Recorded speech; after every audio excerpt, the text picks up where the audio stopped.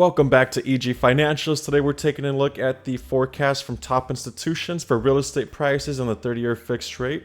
We're going all the way out to 2024 and 2025. And these reports do get updated monthly, so make sure you follow for more updates. We'll go through the numbers quickly, and then at the end I'll have some key notes related to these projections. Starting off with Fannie Mae, they're expecting 2023 to end the year with a 3.9% increase in prices, then a slight decrease in 2024 by negative 0.7%.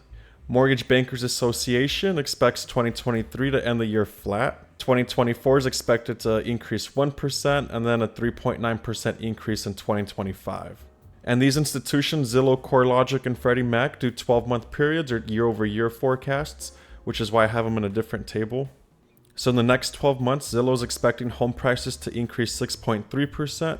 CoreLogic is expecting home prices to increase 4.5%, and Freddie Mac is actually expecting a decrease of almost 3% in the next 12 months, and then in the following 12 months, they're expecting a further decline of negative 1.3%.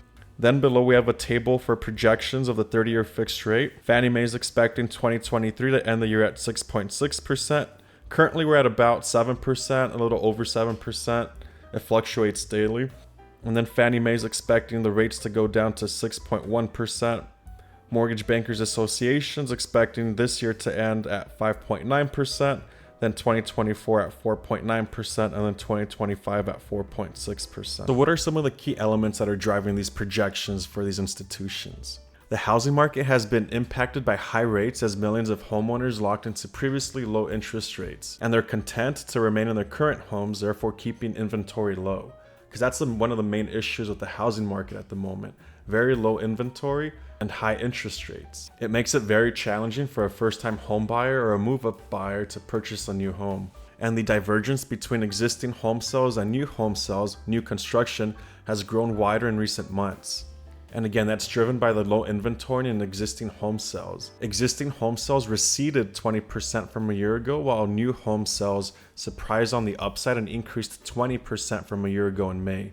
The mortgage rate lock-in effect continues to impact the listings of existing homes, which are down 35% as of April 2023. And pending home sales, which are a forward-looking indicator for existing home sales, also declined during May and were down 2.7% over the month and 22.2% over the year, according to the National Association of Realtors. And house prices may have bottomed out and may continue to firm up in the short run, again driven by the low inventory available. And with respect to mortgage performance, the delinquency rate as measured by loans 30 or more days past due went down 11 basis points in May to 3.1%, close to historical lows of 2.9%.